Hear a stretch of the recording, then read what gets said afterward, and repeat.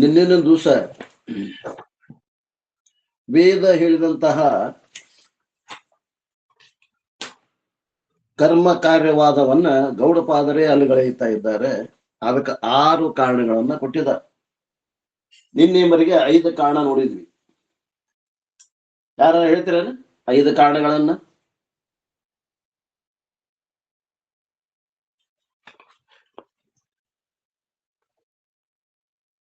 ಯಾರ ಹೇಳ್ತೀರಿ? ಸುರೇಶ, ಕಲ್ಯಾಣ್ ಶೆಟ್ರು ಅದಾರೇನ್ರಿ? ಇಲ್ಲ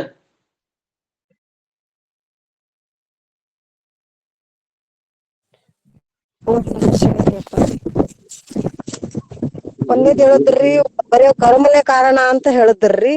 ಎರಡನೇದೊಳಗ ಬರೀ ಶರೀರ ಕಾರಣ ಅಂತ ಒಂದೇ ಹೇಳ್ಕೊಂಡ್ ಬಂದ್ರಿ. ಮೂರನೇದೊಳಗ ಕರ್ಮಕ್ಕ ಶರೀರ, ಶರೀರಕ್ಕ ಕರ್ಮ ಕಾರಣ ಅದ ಅಂತ ಹೇಳ್ಕೊಂಡ್ ಬಂದ್ರಿ.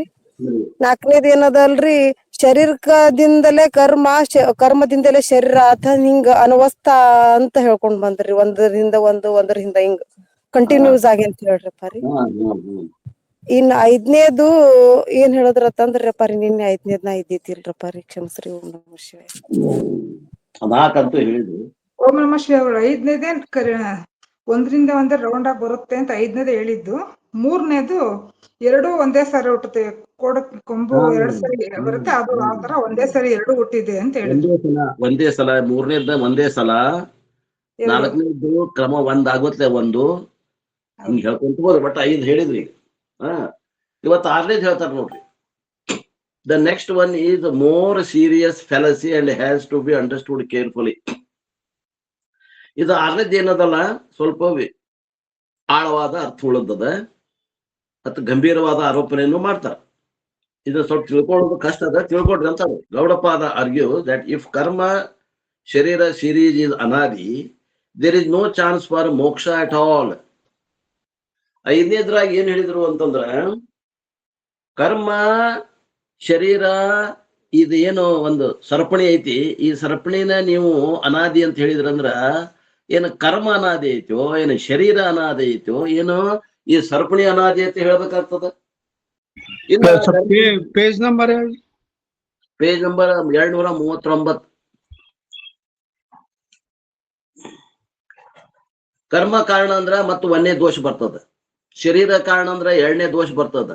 ಆ ನಂತರ ನೀವು ಸರಪಣಿನ ಕಾರಣ ಅಂದ್ರ, ಸರಪಣಿ ಅಂತಂದ್ರೆ ಹೆಂಗಿರ್ತದ, ಸಲಾಡ್ ಗತೆ ಇರ್ತದ. ಸಲಾಡ್ ಅಂದ್ರೆ ಅದು ಒಂದೇ ಇರಂಗಿಲ್ಲ, ಅದು ಕರ್ಮ ಮತ್ತು ಈ ಶರೀರಗಳನ್ನ ಕೂಡಿದ್ದ ಇರ್ತದ. ಸಲಾಡ್ ಅಂದ್ರ ಸಿರೀಸ್ ಅಂದ್ರ ಸರಪಣಿ ಅಂದ್ರ ಸರಪಣಿ ಒಳಗ ಕರ್ಮ ಇರ್ಬೇಕು, ಶರೀರ ಇರ್ಬೇಕು. ಆದ್ದರಿಂದ ನೀವು ಕರ್ಮ ಶರೀರ ಈ ಸರಪಣಿನ ಅನಾದಿ ಅಂತ ಹೇಳಕ್ ಬರಂಗಿಲ್ಲ ಅನ್ನುವಂಥದ್ದನ್ನ 5ನೇದ್ ಹೇಳಿದ್ರು. ಇವತ್ತು 6ನೇದ್ ಹೇಳಾಗತ್ತಾರ. ಗೌಡಪಾದ್ರೆ ಏನು ವಾದ ಮಾಡ್ತಾರಂದ್ರ, ಕರ್ಮ ಶರೀರ ಇವೆಲ್ಲವೂ ಅನಾದಿ, ಸರಪಣಿನ ಅನಾದಿ ಅಂತ ಹೇಳಿದ್ರ, ಮತ್ತೆ ಶರೀರ ಕರ್ಮ, ಕರ್ಮದಿಂದ ಶರೀರ, ಶರೀರದಿಂದ ಕರ್ಮ, ಕರ್ಮದಿಂದ ಶರೀರ, ಶರೀರದಿಂದ ಕರ್ಮ, ಕರ್ಮದಿಂದ ಶರೀರ, ಹಿಂಗ ಹೇಳ್ಕೊಂತ ಹೋಗ್ಬಿಟ್ರೆ ಅನಾದಿ ಇದ್ದದ್ದು ಅನಂತ ಇರ್ಬೇಕಾಗ್ತದ. ಅದಕ್ಕೆ ಎಂದೂ ಅಂತ ಉಳಿಲಿಲ್ಲ. ಹಂಗಾರ ಹುಟ್ಟುದು ಸಾಯುದು ಏನಂದಂಗಾತು, ಸ್ವಾಭಾವಿಕ ಅಂದಂಗಾತು. ಇದು ಸ್ವಾಭಾವಿಕ ಅಂತಂದ್ರ ಬಿಡುಗಡೆ ಇಲ್ಲ ಅನ್ನಂಗಾತು, ಭವದುಃಖದಿಂದ ಬಿಡುಗಡೆ ಇಲ್ಲ ಅನ್ನಂಗಾತು, ಹುಟ್ಟು ಸಾವಿನಿಂದ ಬಿಡುಗಡೆನೇ ಇಲ್ಲ ಅನ್ನಂಗಾತು, ಮತ್ತ ಮೋಕ್ಷ ಇಲ್ದಂಗಾತು. ಮೋಕ್ಷ ಪ್ರಸಂಗನ ಇಲ್ದಂಗಾಗ್ತದ ನೀವು ಒಂದ್ ವೇಳೆ ಒಪ್ಪಿದ್ರ. ಹಂಗ ಒಪ್ತಿರೇನು? ಮೋಕ್ಷ ಒಂದ್ ವೇಳೆ ಇದ್ದಿದ್ದಿಲ್ಲ ಅಂತಂದ್ರ ಸ್ವತಂತ್ರವನ್ನ ಬಯಸಬಾರ್ದಾಗಿತ್ತು, ಸುಖವನ್ನ ಬಯಸಬಾರ್ದಾಗಿತ್ತು ಜೀವಿಗಳು. ನಮಸ್ಕಾರಗಳು. ಎಷ್ಟನೇ ಪೇಜ್? Page number 239. ಗುರುಗಳೇ ಸರಿ. 239. ಒಂದು ವೇಳೆ ಕರ್ಮ ಮತ್ತು ಶರೀರ ಈ ಸರಪಣಿನ ಒಂದು ಅನಾದಿ ಅಂತ ಹೇಳಿದ್ರ ಅದು ಅನಂತ ಆಗ್ಬೇಕಾತು, ಅದಕ್ಕೆ ಕೊನೆ ಇಲ್ದಂಗಾತು. ಕೊನೆ ಇಲ್ಲ ಅಂದ್ರೆ ಜನನ ಮರಣದಿಂದ ಬಿಡುಗಡೆನೇ ಇಲ್ದಂಗಾತು, ಬಿಡುಗಡೆ ಇಲ್ಲ ಅಂದ್ರೆ ಮೋಕ್ಷ ಇಲ್ದಂಗಾತು. ದಿಸ್ ಈಸ್ ಕಾಲ್ಡ್ ಅನಿರ್ಮೋಕ್ಷ ಪ್ರಸಂಗ ದೋಷ. ಮೋಕ್ಷ ಹೇಳಂದ್ರೆ ಮುಕ್ತಿ ಇಲ್ಲಂದಂಗಾತು. ಎದಕ್ ಹುಟ್ಟುದು ಸಾಯುದು, ಸಾಯುದು ಎದಕ್ಕಂದ್ರೆ ಹುಟ್ಟುದು, ಹುಟ್ಟುದು ಎದಕ್ಕಂದ್ರೆ ಸಾಯುದು. ಈ ಸರಪಣಿ ಅನಾದಿ ಅಂದ್ರೆ ಅನಂತ ಆಗ್ಬಿಡ್ತು, ಇದಕ್ಕ ಬಿಡುಗಡೆ ಇಲ್ಲ ಅಂದಂಗಾತು. ಮತ್ತೆ ಬಿಡುಗಡೆ ಇಲ್ಲ ಅಂದ್ರೆ ಶಾಸ್ತ್ರ ಎದಕ್ ಹೊಂಟಾವ? ಬಿಡುಗಡೆ ಮಾಡಾಕ, ಸುಖವನ್ನ ನಮ್ಮ ಸ್ವರೂಪದಾಗಿದ್ದಂತ ಸುಖವನ್ನ ಅನುಭವಿಸ್ಲಿಕ್ಕೆ ಹೊಂಟಿದ ಹೇಳಕ್ ಹೊಂಟಾವು, ಸುಖವನ್ನ ಹೇಳಕ್ ಹೊಂಟಾವು ಶಾಸ್ತ್ರಗಳು.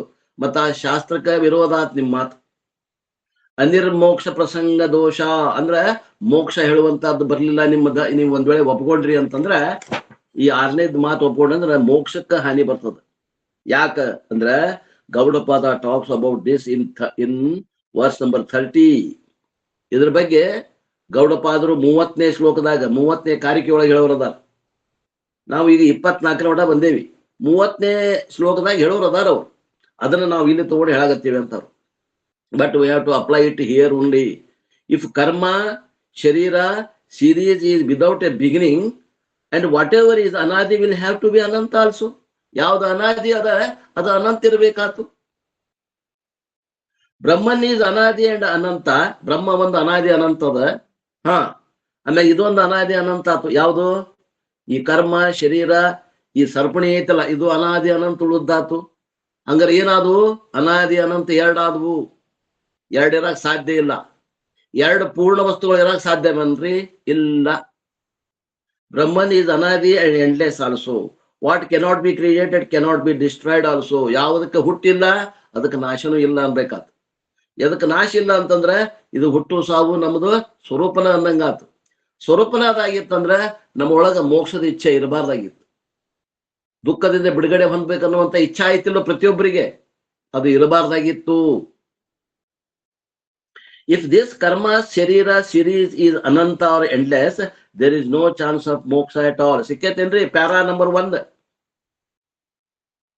239. ಸಿಕ್ಕೈತ್ರಿ. Karma cycle never ends and there is no chance of moksha from rebirth. ಪುನರಪಿ ಜನನದಿಂದ ಬಿಡುಗಡೆ ಆಗಲಿಲ್ಲ, ದುಃಖದಿಂದ ಬಿಡುಗಡೆ ಆಗಲಿಲ್ಲ. ಹಂಗಿದ್ರ ದುಃಖವನ್ನ ಬೇಡ ಅಂತ ತಿಳ್ಕೊಂಡು ಸುಖವನ್ನ ಬಯಸಬಾರ್ದಾಗಿತ್ತು. ಬಯಸ್ತೇವೆ ಅಂದ್ರೆ ಅದು ಸಾಧ್ಯ ಇಲ್ಲ ಅಂತ. Suppose it is argued that ಕರ್ಮ ಸೀರೀಸ್ ಅನಾದಿ but it has an end for A particular case by doing spiritual ಸಾಧನ. ಒಬ್ಬವಂತಾನೆ, ಇಲ್ರಿ ಇದು ಏನದ ಅಲ್ಲ, ಈ ಕರ್ಮ ಮತ್ತು ಶರೀರ ಅನ್ನುವಂತ ಸರಪಣಿ ಏನದ ಇದು ಏನೋ ಅನಾದಿ ಅದ. ಆದ್ರೆ ನೀವು ಶಾಸ್ತ್ರವನ್ನ ಅಭ್ಯಾಸ ಮಾಡಿದ್ರೆ ಇದಕ್ಕ ಇದು ಅಂತ ಆಗ್ತದ, ಕೊನೆ ಆಗ್ತದ ಅಂತ ಅಂದ್ರಿ ಅಂದ್ರೆ ಹಂಗ ವಾದ ಮಾಡ್ತಾರ. ಕೆಲವು ಮಂದಿ ವಾದ ಮಾಡ್ತಾರ, ಮೈ ಮೇ ಬಂದಾಗ ಮಂದಿ ಮೇ ಹಾಕಿ ಪಾರ ಹಾಕಿ ನೋಡ್ತಾರ. ಇಲ್ರಿ ಅನಾದಿ ಏನೋ ಐತಿ, ಆದ್ರ ಅಂತ ಶಾಂತ ಉಳದದ ಒಂದಿಲ್ ಒಂದ್ ದಿವಸ ಇದನ್ನ ಶ್ರವಣ ಮನನ ನಿಧಿಧ್ಯಾಸನಾಗ್ಲಿ ಅಥವಾ ಏನೋ ಒಂದು ಸಾಧನೆಯನ್ನ ಮಾಡಿದ್ರೆ ಅದು ಜನನ ಮರಣ ಚಕ್ರದಿಂದ ಬಿಡುಗಡೆ ಆಕೈತಿ. ಅಂದ್ರೆ ಏನ್ ದೋಷ ಬರ್ತದ ಹೇಳ್ತೀರೇನ್ ಯಾರು? ಹಿಂಗಂದ್ರೆ ಏನ್ ದೋಷ ಬರ್ತದ ಯಾರು ಹೇಳ್ತೀರಿ? ಭೀಷ್ಮಗೌಡ್ರು.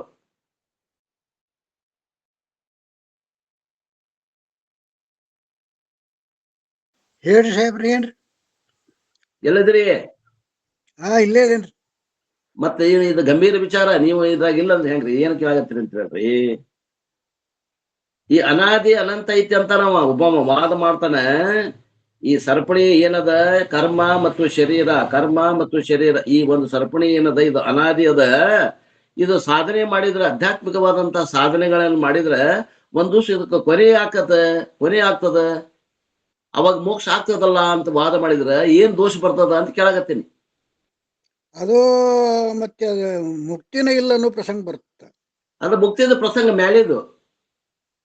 ಅನಾದಿ ಅನಂತ ಆದ್ರೆ ಅವಾಗ ಅದು ಮುಕ್ತಿದ ಪ್ರಸಂಗ ಬರುದಿಲ್ಲ ಅನ್ನಂಗಾತ. ಈಗ ಅನಾದಿ ಶಾಂತ ಅಂತೀವಿ. ಅನಾದಿ ಶಾಂತ ಅಂದ್ರೆ ಅದು ಯಾವಾಗ್ಲೂ ನಾಶ ಆಗುವಂಥದ್ದು ಆಗೇ ಆಗ್ತತಿ. ಸುಷುಪ್ತಿ ಒಳಗೆ ನಾಶ ಆಗೇ ಆಕತಿ ಅಂತ ಆಗೇ ಆಗ್ತತಿ. ಅನಾದಿ ಇದ್ದದ್ದು ಯಾವಾಗ ಶಾಂತ ಇರಂಗಿಲ್ಲ ಸರ. ಅನಾದಿ ಇದ್ದದ್ದು ಶಾಂತ ಆಗುದಿಲ್ಲ. ಇಲ್ಲ ಆಗ್ತದ್ರಿ. ಯಾವ್ದು ಹುಟ್ಟೈತೋ ಅದು ಶಾಂತ ಸರ. ಅನಾದಿ ಹಂಗ ಶಾಂತ ಆಕ ಸರ. ಅನಾದಿ ಷಟ್ಕ ಅಂತ ಹೇಳಿದ್ರು ಅನಾದಿ ಷಟ್ಕದೊಳಗೆ ಇದೊಂದು ಅಂತ ಐತಿ. ಮಾಯೆ ಪ್ರಪಂಚ ಇವೆಲ್ಲ ಅನಾದಿ ಮಾಯಾ ಐತಿ, ಅನಾದಿ ಐತಿ, ಆದ್ರ ಶಾಂತ ಅಂತ ಒಪ್ಪೇವಿ. ಆದ್ರ ಬ್ರಹ್ಮ ಅನಾದಿ ಅನಂತದ. ಈ ಶಿವಪುತ್ರಪ್ಪನವ್ರ ಇದು ಅನಾದಿ ಶಾಂತ ಅಂತ ಒಪ್ತಾನವ. ಇಲ್ಲಿ ಪ್ರಶ್ನೆ ಬಂದದ, ಹಿಂಗ್ ಒಪ್ಪಿದ್ರೆ ಏನು ದೋಷ ಬರ್ತದ ಹೇಳ್ಬೇಕು. ಯಾರು ಅಡ್ವಾನ್ಸ್ ವಿದ್ಯಾರ್ಥಿಗಳಿದ್ದೀರಿ ಈ ಪ್ರಶ್ನೆಗೆ ಉತ್ತರ ಕೊಡ್ಬೇಕು. ಇದು ಪ್ರವಾಹ ರೂಪದಿಂದ ಐತಲ್ಲ ಅನ್ನುವಂತ ಒಂದು ಶಂಕ ಬರ್ತಷ್ಟೆ. ಅಲ್ಲ ಬ್ರಹ್ಮನು ಅಧ್ಯಸ್ಥ ಅನ್ಬೇಕಾಗ್ತದ್ರಿ ಅಪ್ಪರಿ ಹಂಗಾರ ಅನಾದಿ ಅಂತಂದಿ ಅನಾದಿ ದ್ವೈತಾಪತ್ತಿ ಬರುತ್ತೆ. ಹಾ ಒಂದ್ ಸ್ವಲ್ಪ ಸರಿಯಾಗಿ ಬಂದ್ರು ಅವ್ರು. ಯಾರು ಅವ್ರು ಉತ್ತರ ಹೇಳಿದವರು ಸರಿಯಾಗಿ ಬಂದ್ರು ನೋಡ್ರಿ. ಇನ್ನೂ ಅಷ್ಟು ಹೇಳ್ಬೇಕಂದ್ರ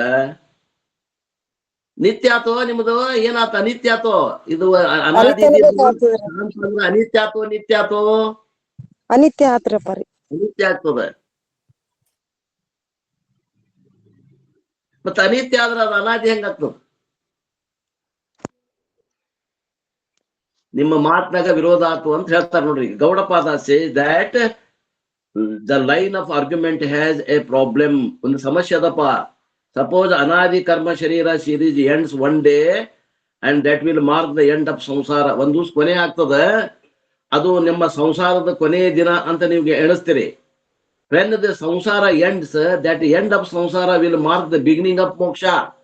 ಅಂದ್ರೆ ನಿಮ್ದು ಏನಾಯ್ತು, ಒಂದ್ ದಿವಸ ಅನಾದಿ ಇದ್ದಿದ್ದು ಶಾಂತ ಆತಂದ್ರ ಅಲ್ಲಿಗೆ ಏನಾಯ್ತು, ಈ ಚಕ್ರದಿಂದ ನಿಮ್ಗೆ ಬಿಡುಗಡೆ ಸಿಕ್ತು. ಎಲ್ಲಿಂದ ಗೌಡ್ರ ಕೇಳ್ರಿ. ಅನಾದಿ ಶಾಂತ ಅಂದ್ರ ಈ ಸರ್ಪಣಿ ನಿಮ್ಗೆ ಜನನ ಮರಣದಿಂದ ಬಿಡುಗಡೆ ಏನೋ ಆತು, ಮೋಕ್ಷ ಪ್ರಾರಂಭ ಆತು ನಿಮ್ಗೆ ಅವತ್ತಿನಿಂದ. ಯಾವಾಗ ಇದು ಬಿಡುಗಡೆ ಹೊಂತು ಅಲ್ಲಿಂದ ಮೋಕ್ಷ ಪ್ರಾರಂಭ ಆತು. ಅಂದ್ರೆ ಮೋಕ್ಷ ಅನ್ನುವಂಥದ್ದು ಹುಡುತಲ್ಲೇ. ಮೋಕ್ಷ ನಮ್ಮಲ್ಲೇ ಹುಟ್ಟಂಗಿಲ್ಲ, ಅದು ನಿತ್ಯದ. Gaudapada say that whatever begins in time will have to end in some other time. ಯಾವ್ದರ ಒಂದು ಮೋಕ್ಷ ನಿಮ್ಗ ಜನನ ಮರಣ ಚಕ್ರದಿಂದ ಬಿಡುಗಡೆ ಆಗಿಂದ ಮೋಕ್ಷ ಪ್ರಾರಂಭ ಆತಂದ್ರ ಮೋಕ್ಷ ಅನಿತ್ಯ ಆತೋ ನಿತ್ಯ ಆತೋ? ಅನಿತ್ಯ ಆತು. ಯಾವ್ದು ಅನಿತ್ಯದ ಅದು ಸತ್ಯ ಹೆಂಗಾಗ್ತದ? ಅದು ಮೊದಲು ಇಲ್ಲ ಈಗೂ ಇಲ್ಲ ಅಂತೂ ಇಲ್ಲ. That begins after samsara ends with itself end on some later day. ಮತ್ತ ಯಾವುದು ಇದು ಜನನ ಮರಣ ಚಕ್ರದಿಂದ ಬಿಡುಗಡೆ ಆಗಿಂದ ಮೋಕ್ಷ ಅವತ್ತು ಉತ್ಪತ್ತಿ ಆತಂತೀರಿ ಒಂದ್ ದಿವಸ. ನೀವು ಆ ಉತ್ಪತ್ತಿ ಆಗಿದ್ದು ಇನ್ನೊಂದು ದಿವಸ ನಾಶ ಆಗ್ಬೇಕು. ಮತ್ ಇನ್ನೊಂದು ದಿವಸ ನಾಶ ಆಗ್ತೈತೆ ಅಂದ್ರೆ ನಿಮ್ಗೆ ಮುಕ್ತಿ ನಿತ್ಯ ಆಗ್ಲಿಲ್ಲ, ಅನಿತ್ಯ ಆತು. ಈ ದೋಷ ಬಹಳ ಕೇಳ್ರಿ.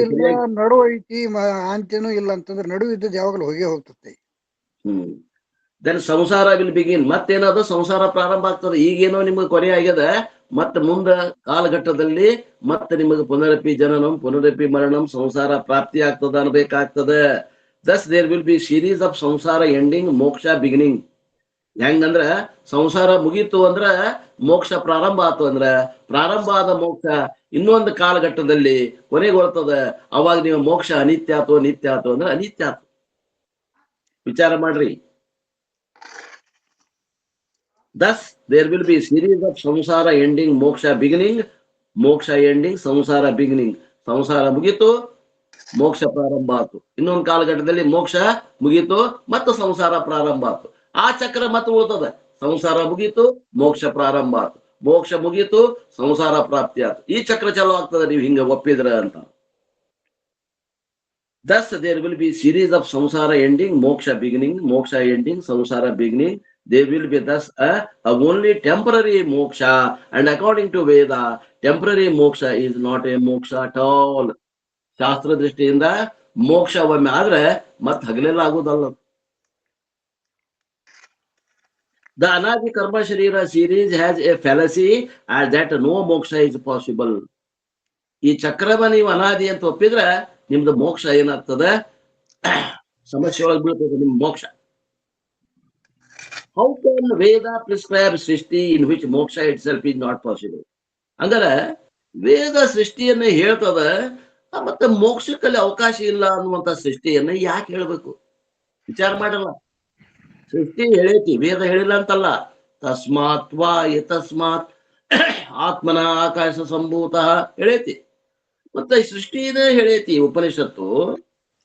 ತೈತ್ರೇಯ ಉಪನಿಷತ್ತು ಹೇಳ್ಯದ, ಚಾಂದೋಗ್ಯ ಉಪನಿಷತ್ತು ಹೇಳ್ಯದ, ಮತ್ತೆ ಸೃಷ್ಟಿ ಹೇಳೈತಿ. ಮತ್ತ ಆ ಸೃಷ್ಟಿಯಲ್ಲಿ ಹೇಳಿದ್ರ ಅಲ್ಲಿ ಮೋಕ್ಷ ಸಾಧ್ಯತೆ ಇಲ್ಲವೇ ಇಲ್ಲ. ಮತ್ತೆ ಅಂತ ಸೃಷ್ಟಿಯನ್ನು ಯಾಕೆ ಹೇಳ್ತದ ಉಪನಿಷತ್ತು? ವಿಚಾರ ಮಾಡಲ್ಲ. Veda will never talk about end of samsara and beginning of moksha. ನೋಡ್ರಿ, ವೇದ ಸಂಸಾರ ಕೊನೆ, ಮೋಕ್ಷದ ಪ್ರಾರಂಭ ಹೇಳುವುದಿಲ್ಲ. ಏನ್ ಹೇಳ್ತೀವಿ ನಾವು? ಮೋಕ್ಷ ಸ್ವಯಂ ಸಿದ್ಧದ, ಪ್ರಾಪ್ತಸ್ಯ ಪ್ರಾಪ್ತಿ ಅದ, ಅಪ್ರಾಪ್ತಸ್ಯ ಪ್ರಾಪ್ತಿ ಅಲ್ಲ. ಅದು ಹುಟ್ಟುವುದಲ್ಲ, ಅದು ಯಾವಾಗಲೂ ಅದ. ನಾವು ಗುರ್ತಿಸಿಲ್ಲ ಅಷ್ಟೇ ಅದನ್ನ. ಹಿಂಗೆ ಹೇಳಕ್ಕಂತ. What is the moksha? Then ಏನಂಗಾರ ಮೋಕ್ಷ ಅಂದ್ರೆ it is only understanding that srishti is not present in all the 3 periods of time. ಹಂಗಾರೆ ಏನ್ ಹೇಳ್ಬೇಕು? ಆ 3 ಕಾಲದಲ್ಲಿ ಸೃಷ್ಟಿ ಇಲ್ಲವೇ ಇಲ್ಲ. ಏನದ ಅಂದ್ರ ಏಕಮೇವ ಅದ್ವಿತೀಯ ಬ್ರಹ್ಮ ವಸ್ತು ಅದ. ಆ ಮುಕ್ತ ಸ್ಥಿತಿನ ನಮದು ಸ್ವರೂಪ ಅದ.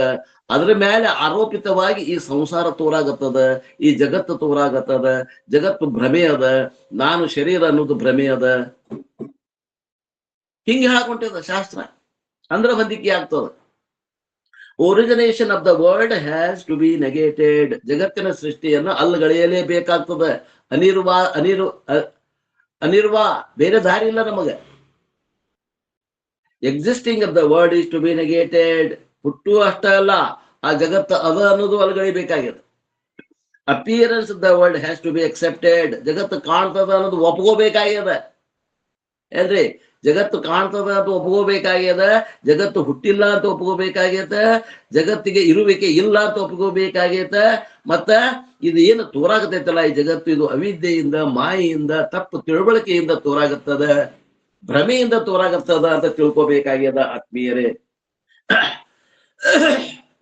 Once I understand that this word is ಮಿಥ್ಯಾ, ಒಂದ್ಸಲ ನಮಗಿದು ಮಿಥ್ಯಾ ಅನ್ನೋದು ಪಕ್ಕಾ ತಿಳಿತಂದ್ರೆ, ಅರ್ಧಂಬರ್ಧ ತಿಳಿದೈತೆ ನಮಗೆ, ಪಕ್ಕಾ ತಿಳಿಬೇಕ್ರಿ. ಆ ಪಕ್ಕಾ ತಿಳಿದವ್ರ ಲೆಕ್ಕನ ಬೇರೆ ಇರ್ತದೆ. ಪಕ್ಕಾ ತಿಳಿತಂದ್ರ, ಒಮ್ಮೆ ಇದು ಮಿಥ್ಯಾ ಅದ ಇದು ಅನ್ನುವಂಥದ್ದು ತಿಳಿತಂದ್ರ, I can claim that I have been mukta all the time. ನಾನು ಯಾವಾಗಲೂ ಮುಕ್ತನೇ ಇದ್ದೆ. ನಾನು ಯಾವಾಗಲೂ ಬದ್ಧನಿಲ್ಲ. ನಾನು ಹುಟ್ಟುತ್ತಲೇ ಮುಕ್ತನಿದ್ದೆ. ನನಗೆ ಅವಾಗ ನನ್ನ ಸ್ವರೂಪ ಗೊತ್ತಿದ್ದಿದ್ದಿಲ್ಲ, ಅದ್ರ ಮ್ಯಾಗ ಆವರಣಾಗಿತ್ತು. ಹಿಂಗನ್ನಾಗ ಬರ್ತದ ನೋಡ್ರಿ. I am not working for ಮೋಕ್ಷ. ಹಂಗಾರೆ ನಾವ್ ಎದಕ್ ಅಭ್ಯಾಸ ಮಾಡ್ಬೇಕ್ರಿ? ಮೋಕ್ಷಕ್ಕಾಗಿ ಅಭ್ಯಾಸ ಮಾಡಬಾರ್ದು, ಮತ್ತೆ ಎದಕ್ ಮಾಡ್ಬೇಕ್ರಿ? ಆವರಣ ಕಳ್ಕೊಳಕ ಕರೆಕ್ಟ್. ಏನ್ ಮಾತ್ ಕಸ್ಕೋತೀರಿ, ಬಾಯನ್ ಮಾತ್ ಕಸ್ಕೋತೀರಿ ನೋಡಿ. ಹಿಂಗಿರ್ಬೇಕು ಅಧಿಕಾರಿಗಳಿದ್ದ. ಇಫ್ ಐ ವರ್ಕ್ ಫಾರ್ ಮೋಕ್ಷ, ಮೋಕ್ಷ ಕಮ್ಸ್ ಒನ್ ಡೇ ಅಂಡ್ ಮೋಕ್ಷ ವಿಲ್ ಗೋ. ನಾನು ಮೋಕ್ಷಕ್ಕಾಗಿ ಏನಾದ್ರೂ ಸಾಧನೆ ಮಾಡ್ತೀನಿ ಅಂದ್ರೆ ಮೋಕ್ಷ ಒಂದು ದಿನ ಬರ್ತದ, ಇನ್ನೊಂದು ದಿನ ಹೋಗ್ತದ. ಅದು ಬರುದಲ್ಲ ಹೋಗುದಲ್ರಿ, ನಾವ್ ಮುಕ್ತರೇ ಅದೀವ್ರಿ. ನಾವು ಮುಕ್ತರದೇವಿ ಅಂತ ತಿಳಿದಾಗ ಹೊಂದಿಕೆ ಆಗ್ತದ. ಐ ಶುಡ್ ಅಂಡರ್ಸ್ಟ್ಯಾಂಡ್ ದಟ್ ಅಹಂ ಸತ್ಯಂ ಅಹಂ ನಿತ್ಯ ಮುಕ್ತ. ನಾನು ಸತ್ಯಪ್ಪ ಸದ್ರೂಪನಿದ್ದೇನೆ, ನಾನು ಚಿದ್ರೂಪನಿದ್ದೇನೆ, ನಾನು ಆನಂದ ರೂಪನಿದ್ದೇನೆ, ನಾನು ಯಾವಾಗಲೂ ನಿತ್ಯ ಮುಕ್ತನೇ ಇದ್ದೇನೆ. ಮುಕ್ತಿಗಾಗಿ ನಾ ಮಾಡಾಗತ್ತಿಲ್ಲ. ಅವ್ರು ಹೇಳ್ದಂಗ ಆವರಣ ದೋಷಕ್ಕಾಗಿ ನಾನು ಪ್ರಯತ್ನ ಮಾಡಾಗತ್ತೇನೆ. And the world is appearance and will never affect by moksha at all. ಜಗತ್ತು ತೋರಿದ್ರೆ ಜಗತ್ತು ತೋರಿದ್ರೆ ನನ್ನ ಮೋಕ್ಷಕ್ಕೆ ಅದೇನು ಬಾಧಕ ಇಲ್ಲ. ಜಗತ್ತ ತೋರಿದ್ರು ನನಗ ಮೋಕ್ಷ ನನಗ್ ಗೊತ್ತಾಗ್ತದೆ. ಜಗತ್ತು ಇಲ್ಲದಂಗ ಆದ್ಮ್ಯಾಗ ನನಗ ಮೋಕ್ಷ ಆಗ್ತೈತಿ ಅಂತ ಹಂಗೇನಿಲ್ಲ. And I have never been a samsari at any time. ನಾನು ಸಂಸಾರಿ ಯಾವಾಗ್ಲೂ ಇಲ್ಲವೇ ಇಲ್ಲ. ನಾವೇನ್ ತಿಳ್ಕೊಂಡಿವಿ? ಅಜ್ಞಾನ ಕಾಲದಾಗ ಸಂಸಾರಿ ಇದ್ದೆ, ಈಗ ಜ್ಞಾನ ಆಗೇತಿ, ನಾನು ಅಸಂಸಾರಿ ಆಗೇನಿ, ನಾನು ಬ್ರಹ್ಮ ಆಗೇನಿ, ಈಗ ನಾನು ಮುಕ್ತ ಆಗೇನಿ ಅನ್ನೋದು ಕೂಡ ಒಂದು ಭ್ರಮ. ನಾನು ಅಜ್ಞಾನಿ ಇದ್ದೆ, ಈಗ ಜ್ಞಾನಿ ಆಗೇನಿ, ಇದು ಭ್ರಮ.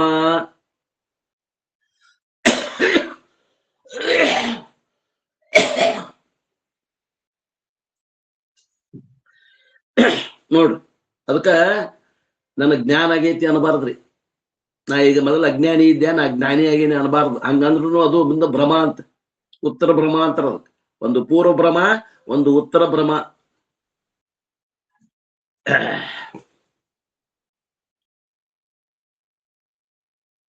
I have never been a samsari at any time. ಯಾವ ಕಾಲದಲ್ಲಿಯೂ ಕೂಡ ನಾನು ಸಂಸಾರಿ ಆಗೇನೇ ಇಲ್ಲ. ನಾ ಮುಕ್ತನ ಅದೇನಿ. ಆ ಮುಕ್ತನ ನನ್ನ ಸ್ವರೂಪ ಐತಲ್ಲ, ಅದ್ರ ಮ್ಯಾಗ ಒಂದು ಆವರಣ ಬಂದ್ ಕೂತದ. ಅದ್ರ ಮ್ಯಾಗ ಹೊಚ್ಚಾರ ಅದು ಕಾಣ್ದಂಗ ಆಗ್ಯದ. ಅಲ್ಲಿ ಏನ್ ತೋರಾಗತ್ತದ? ಸಂಸಾರ ತೋರಾಗತ್ತದ, ನಾನು ಸಂಸಾರಿ ಆಗೇನಿ. ದುಃಖ ತೋರಾಗತ್ತದ, ನಾನು ದುಃಖಿ ಆಗೇನಿ. ಜನನ ಮರಣ ಚಕ್ರಗಳ ತೋರಾಗತ್ತವ, ನಾನು ಜನನ ಮರಣಗ ಒಳಗಪಟ್ಟೇನಿ. ಶರೀರನ ನಾನು ಅನ್ನೋಂಥ ಭ್ರಾಂತಿಯಿಂದ ನಾನು ತಿಳ್ಕೊಂಡಿದ್ದೀನಿ. ಮತ್ತೆ ಶರೀರ ನಾನು ಅಂತ ತಿಳ್ಕೊಳ್ಳೋ ಮಠ ಮೋಕ್ಷ ಆಗುದಿಲ್ರಿ.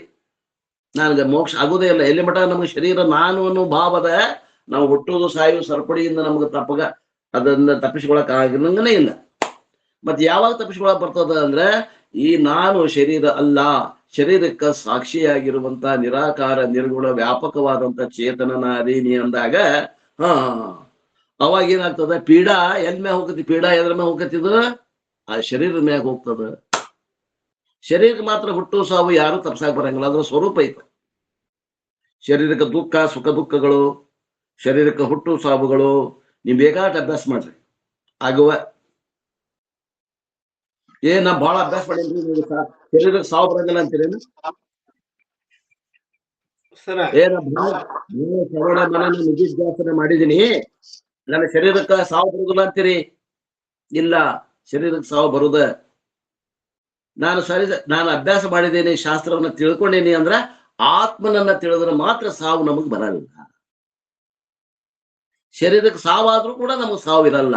ತಿಳ್ಕೊಡ್ರಿ, ಈ ಮಾತಿನ ಅರ್ಥ ತಿಳ್ಕೊಡ್ರಿ ಆತ್ಮೀಯರೇ. This is Gaudapada ಅಜಾತಿವಾದ. ಇದಕ್ಕಂತಾರ ಗೌಡಪಾದರು ಹೇಳುವಂತ ಅಜಾತಿವಾದ.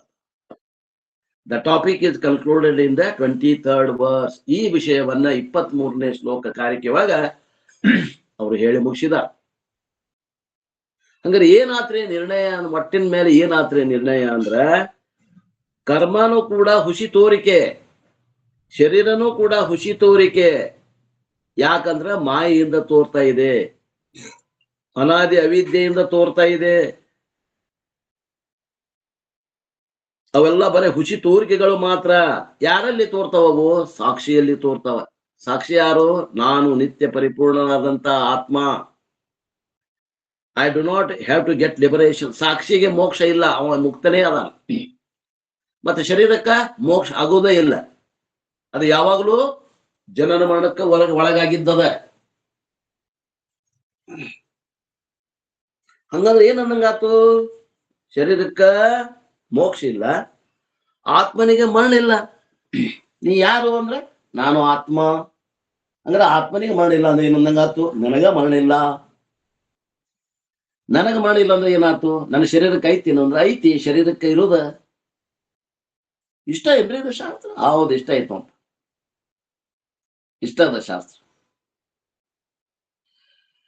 ದೇ ಆರ್ ಅಪಿಯರೆನ್ಸಸ್ ಇನ್ ಮೇಲೆ ಸಾಕ್ಷಿ. ಸಾಕ್ಷಿ I do not have to get liberation. ಸಾಕ್ಷಿಗೆ ಮೋಕ್ಷ ಆಗ್ಬೇಕಾಗಿಲ್ಲ, ಅದು ಮುಕ್ತನ ಅದ, ಆಲ್ರೆಡಿ ಮುಕ್ತದ. ಮುಕ್ತನಿಗೆ ಮುಕ್ತಿ ಹೇಳೈತಿ ಶಾಸ್ತ್ರ, ಅಮುಕ್ತನಿಗೆ ಮುಕ್ತಿ ಹೇಳಿಲ್ಲ. ಬದ್ಧನಿಗೆ ಮುಕ್ತಿ ಹೇಳಿಲ್ಲ. ಯಾವ ಮುಕ್ತದನ ಆ ಮುಕ್ತನಿಗೆ ಮುಕ್ತಿ ಹೇಳಿದ. I only have to understand that I am, I have been and ever will be ಮುಕ್ತ. ಹಂಗಾರೆ ಏನ್ ತಿಳ್ಕೊಬೇಕಾಗಿದೆ ಅಂದ್ರೆ, ನಾನು ಈಗ ಸದ್ಯ ಮುಕ್ತ ಅದೀನಿ. ಮತ್ತೇನ್ ತಿಳ್ಕೊಬೇಕಾಗ್ಯದ?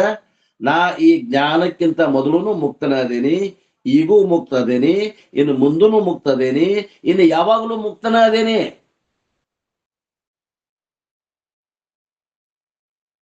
ಹೀಗೆ ತಿಳ್ಕೊಬೇಕಾಗೈತ್ ನಾವು.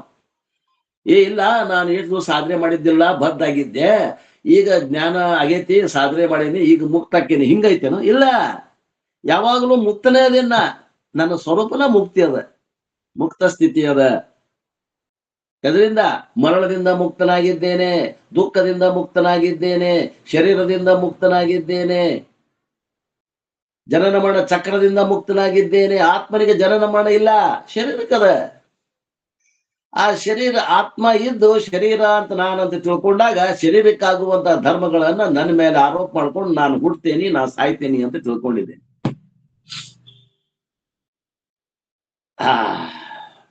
Giving reality to the world is cause of the problem.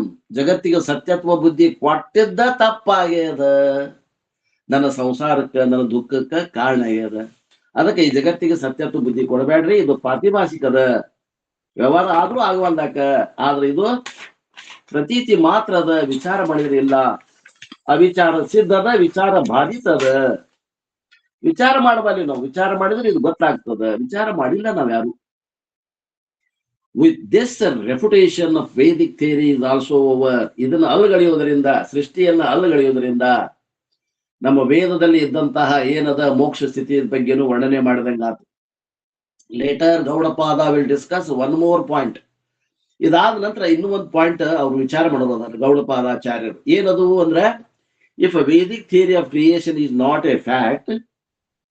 ಈ ವೇದದಲ್ಲಿ ಸೃಷ್ಟಿ ಹೇಳೈತಲ್ಲ ಉಪನಿಷತ್ತುಗಳಲ್ಲಿ, ವೇದಗಳಲ್ಲಿ, ಅದು ಖರೆ ಇಲ್ಲ ಅಂದ್ರೆ ಯಾಕೆ ಅದನ್ನ ಹೇಳಾಗತ್ತಾವ? ವೇದಗಳು ಯಾಕೆ ಮಾಡಂಗ ಹೇಳಾಗತ್ತಾವ? ಒಪ್ಕೊಂಡಾವ compromise with the fact and talk about creation. ಅವ್ರು ಹೇಳಬಾರ್ದಾಗಿತ್ತಲ್ಲ ಸೃಷ್ಟಿನ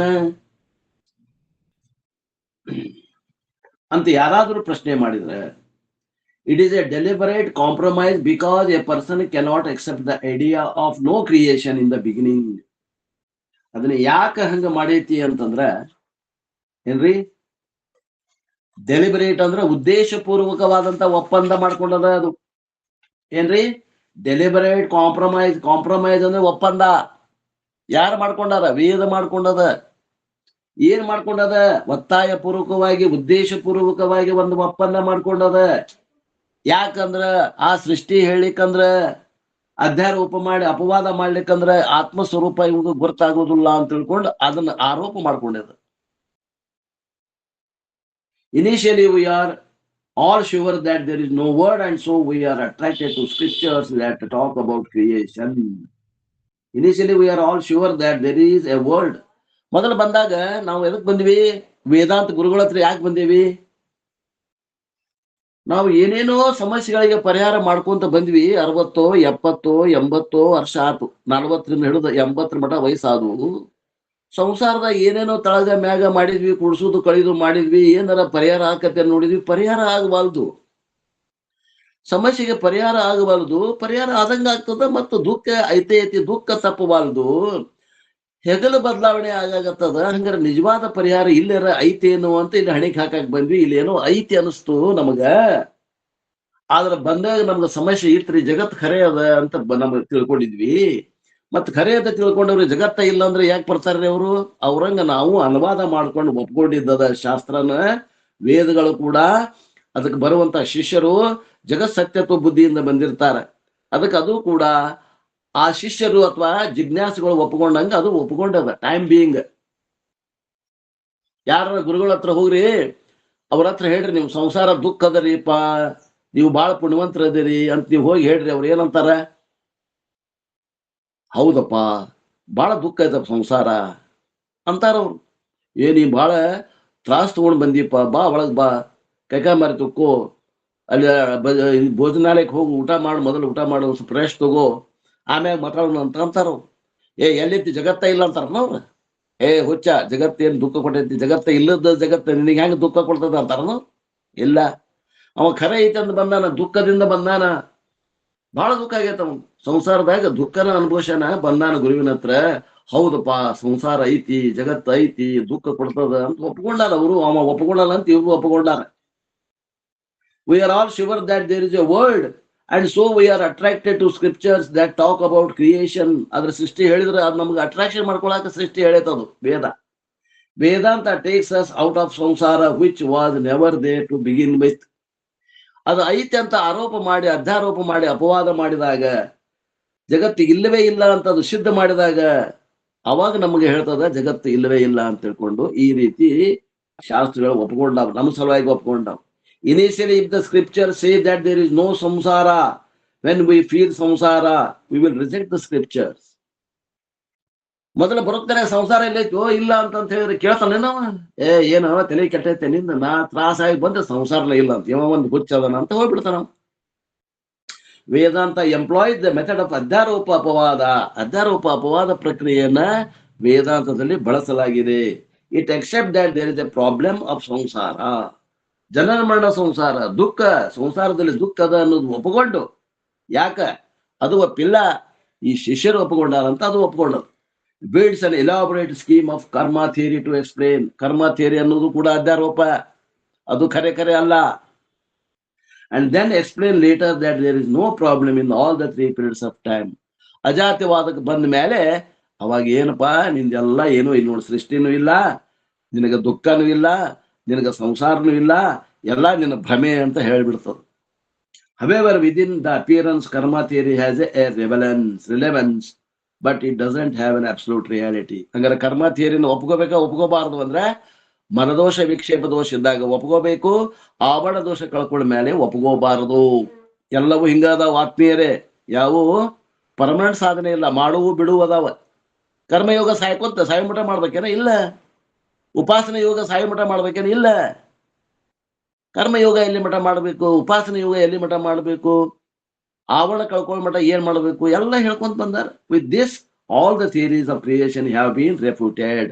ಹಂಗಾರೆ ಏನೇನು ಸೃಷ್ಟಿಯ ಹೇಳುವಂತಹ ಏನೇನು ಪ್ರಕ್ರಿಯೆಗಳು ಅದಾವ ಎಲ್ಲ ಏನದ ಇವು ಅದಾವ ಥಿಯರಿ ಅಂತಂದ್ರೆ ಏನು ಇವ್ರು ಮಾಡ್ಯಾರ ಸಿದ್ಧಾಂತಗಳು, ಆ ಸೃಷ್ಟಿಯ ಸಿದ್ಧಾಂತಗಳನ್ನ ಗೌಡಪಾದಾಚಾರ್ಯರು ಅಷ್ಟೇ ಅಲ್ಲ, ಅದು ಉಪನಿಷತ್ತುಗಳನ್ನ ಅಂಗೀಕೃತವಾದದ್ದು ಒಪ್ಕೊಂಡಾವ. ಒಳಗ ಮ್ಯಾಗ ಅಷ್ಟ ನಿಮ್ ಸಲುವಾಗಿ ಒಪ್ಕೊಂಡಾವ್, ನಮ್ ಸಲುವಾಗಿ ಒಪ್ಕೊಂಡಾವ. ಅವು ಒಳಗ ಹೃದ್ಗತವಾಗಿ ನಿಜವಾಗಿ ಉಪನಿಷತ್ತುಗಳು ಸೃಷ್ಟಿಯನ್ನ ಒಪ್ಪೇ ಇಲ್ಲ ಅನ್ನುವಂತ ಮಾತನ್ನ ಹೇಳ್ತಾ ಇದ್ದಾರೆ ಗೌಡಪಾದಾಚಾರ್ಯರು. ಇದು ಇಷ್ಟ ಯಾರಿಗೆ ತಿಳಿತು? ಮುಗಿದೋತ್ ಶಾಸ್ತ್ರ, ಇಲ್ಲಿಗೆ ಮುಗಿದೋತ್. ಇನ್ನೇನ್ ಹೇಳಿದ್ರು ಕೂಡ ಇದ್ರದ ಇನ್ನೂ ಅಷ್ಟ ಏನದ, ಇನ್ನು ಒಂದು 100 ಶ್ಲೋಕ ಅದಾವ. ಈಗ 23 ಶ್ಲೋಕ ಅದು. ಇನ್ನು 70-75 ಶ್ಲೋಕಗಳು ಇದನ್ನೇ ವಿಸ್ತಾರವಾಗಿ ಹೇಳೋರದ. 24ರಿಂದ 28ನೇ ಶ್ಲೋಕದವರೆಗೆ ಏನು ಹೇಳ್ತಾರ ಶ್ಲೋಕದ ಅರ್ಥವನ್ನು ನೋಡೋಣ.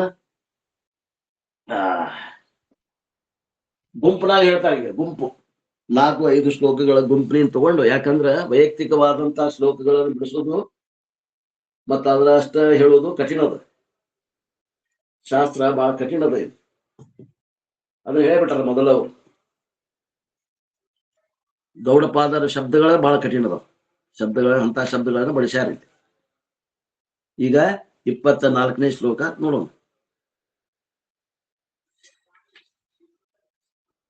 ಪ್ರಪಂಚೇ ಸನಿಮಿತ್ತತ್ವಂ ಅನ್ಯಥಾದ್ವಯ ನಾಶತಃ ಸಂಕ್ಲೇಶಸ್ಯೋಪಲಭ್ಯಶ್ಚ ಪರತನ್ಸ್ತಾತ್ರಿತಾಮತ. ನೋಡ್ರಿ ಹೆಂಗ ಶಬ್ದಗಳನ್ನು ಬಳಸ್ಯಾರ ನೋಡ್ರಿ, ಅರ್ಥನ ಆಗಂಗಿಲ್ಲ. ಪ್ರಜ್ಞಪ್ತಿಗೆ ಸನಿಮಿತ್ಯತ್ವವಿದೆ, ಏಕೆಂದರೆ ಹಾಗಿಲ್ಲದಿದ್ದರೆ ದ್ವಯನಾಶವಾಗುವುದು. ಸಂಕ್ಲೇಶವು ಕಂಡು ಬರುವುದರಿಂದ ಪರತಂತ್ರವು ಇರಬೇಕೆಂದು ನಮ್ಮ ಮತವಾಗಿದೆ. ಏನ್ ಅರ್ಥ ಆಕತ್ರಿ? ದಿವ್ಯಾನಂದ್ರ ಅದಾರನ್ನ ಅರ್ಥ ಹೇಳ್ತಾರ ಕೇಳ್ರಿ. ಶಬ್ದಾರ್ಥವನ್ನು ಕೊಟ್ರು, ಅರ್ಥ ಆಗಂಗಿಲ್ಲ. ಆ ನಂತರ ಅಪ್ಪವ್ರು ಬಿಡಿಸಿ ಹೇಳಿದ್ರು ಅಂದ್ರೆ ಅವಾಗ ಇದು ಇಷ್ಟ ಅರ್ಥ ಐತೆ ಅನಿಸ್ತದೆ. ಪ್ರಜ್ಞಪ್ತಿ ಅಂದ್ರೆ ಏನ್ರಿ? ಜ್ಞಾನ. ಜ್ಞಪ್ತಿ ಅಂದ್ರೆ ಜ್ಞಾನ, ಪ್ರಜ್ಞಪ್ತಿ ಅಂದ್ರೆ ಪ್ರಕರ್ಷಣೇಣ ಜ್ಞಪ್ತಿ ಅಂದ್ರ ಪ್ರಕಾಶಮಾನವಾದಂತ ಆತ್ಮನೇ ನಾನು ಅನ್ನುವಂತ ಆತ್ಮಜ್ಞಾನ, ಅಪರೋಕ್ಷ ಜ್ಞಾನ ತೋಡ್ರಿ. ಪ್ರಜ್ಞಪ್ತಿ ಅಪರೋಕ್ಷ ಜ್ಞಾನ ಬರ್ಕೊಡ್ರಿ. ಸನಿಮಿತ್ಯತ್ವಂ ಅಂದ್ರೆ ಅದಕ್ಕೊಂದು ನಿಮಿತ್ತ ಕಾರಣ ಅದ. ಸನಿಮಿತ್ಯತ್ವಂ ಆ ನಮ್ಮ ಅಪರೋಕ್ಷ ಜ್ಞಾನಕ್ಕೆ ಒಂದು ನಿಮಿತ್ತ ಕಾರಣ ಅದ. ಸ ಅಂದ್ರೆ ಇದೆ, ನಿಮಿತ್ತತ್ವಂ ನಿಮಿತ್ತ ಕಾರಣ ಇದೆ. ಅಲ್ಲೇನಂದಾರ ಅವರು? ಸ ನಿಮಿತ್ತತ್ವವಿದೆ. ಯಾರ್ ಸಾಕತ್ತೇನ್ರಿ? ಪ್ರಜ್ಞಪ್ತಿಗೆ ಸ ನಿಮಿತ್ತತ್ವವಿದೆ. ಅರ್ಥ ಆಕತೆ ಎಲ್ಲ ನೋಡಿ. ಈಗೇನ್ ಅರ್ಥ ಆಕತಿ? ಅಪರೋಕ್ಷ ಜ್ಞಾನಕ್ಕೆ ಒಂದು ನಿಮಿತ್ತವಿದೆ, ಅನ್ಯಥಾ ಇಲ್ಲದಿದ್ದರೆ ದ್ವಯ ನಾಜತಃ ದ್ವೈತ ಭಾವನೆ ಇರ್ತಿದ್ದಿಲ್ಲ. ಚ ಏಕೆಂದರೆ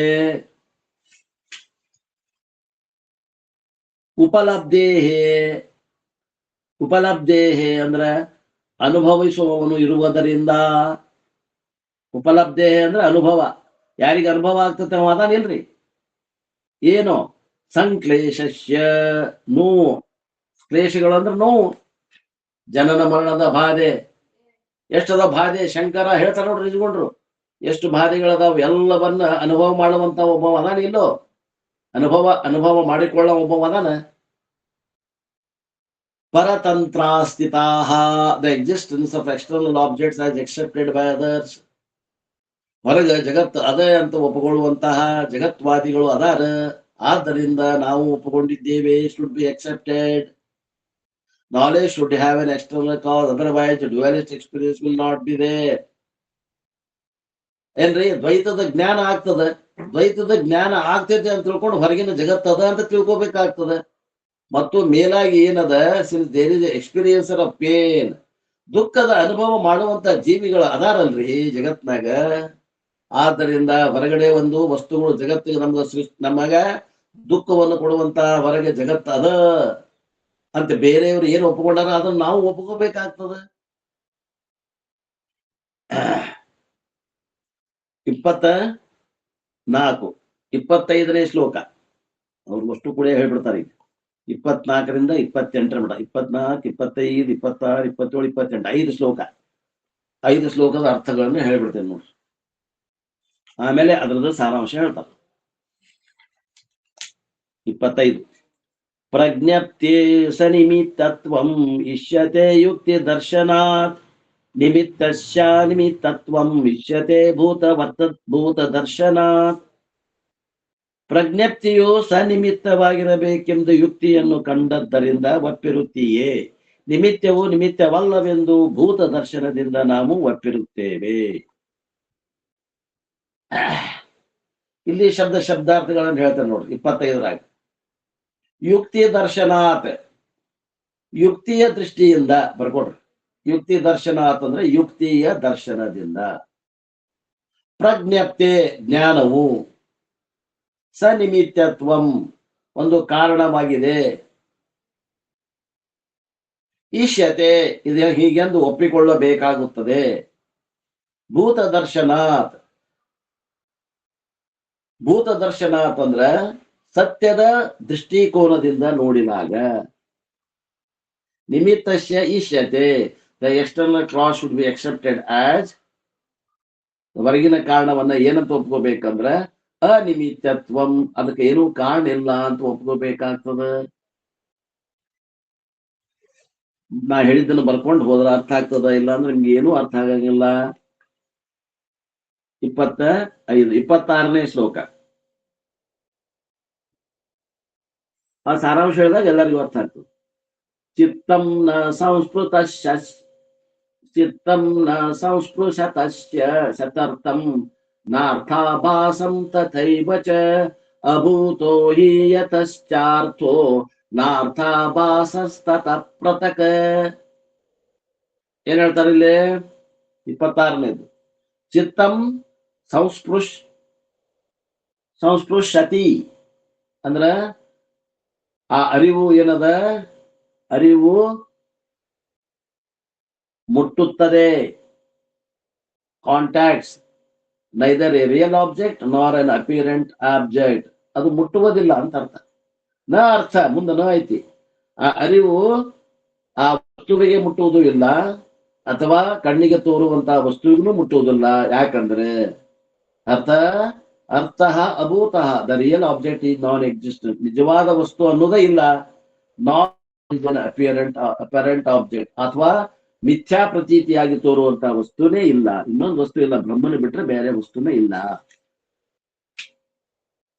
ಅದರ್ ದ್ಯಾನ್ ಕಾನ್ಸಿಯಸ್ನೆಸ್, ಪೃಥಕ್, ಆ ಅರಿವಿಗಿಂತ ಹೊರತುಪಡಿಸಿ ಬೇರೆ ಅನ್ನುವಂಥದ್ದು ಯಾವುದು ಜಗತ್ತಾಗ ವಸ್ತುನೇ ಇಲ್ಲ. ಏನ ತೋರ್ತೈತಿ ಅದ ಅವಿದ್ಯೆಯಿಂದ ಹಂಗಾಗಿ ತೋರ್ತದ ಅಂತ. 27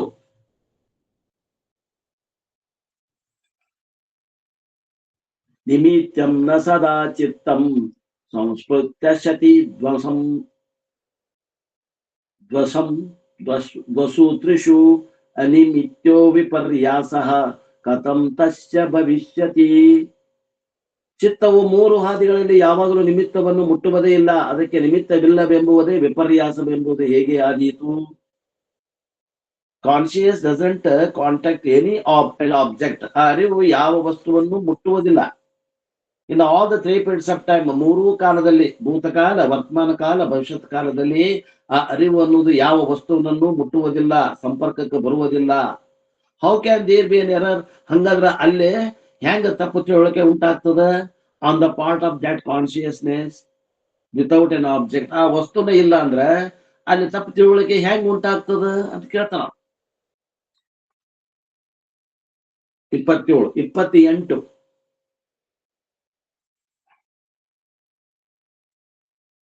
ತಸ್ಮಾತ್ ನ ಜಾಯತೆ ಚಿತ್ತಂ ಚಿತ್ತದೃಶ್ಯಂ ನ ಜಾಯತೆ ತಸ್ಯ ಪಶ್ಯಂತಿ ಯೇ ಜಾತಿಂ ಹೇ ವೈ ಪಶ್ಯಂತಿ ತೇ ಪದಂ. ಆದ್ರಿಂದ ಚಿತ್ತವು ಹುಟ್ಟುವುದಿಲ್ಲ, ಚಿತ್ತ ದೃಶ್ಯವು ಹುಟ್ಟುವುದಿಲ್ಲ. ಅದರ ಹುಟ್ಟನ್ನು ಯಾರು ಕಾಣುವರೋ ಅವರು ಆಕಾಶದಲ್ಲಿ ಹೆಜ್ಜೆಯ ಗುರುತನ್ನು ಕಾಣುತ್ತಾರೆ ಅಂತ ಹೇಳ್ತಾರೆ.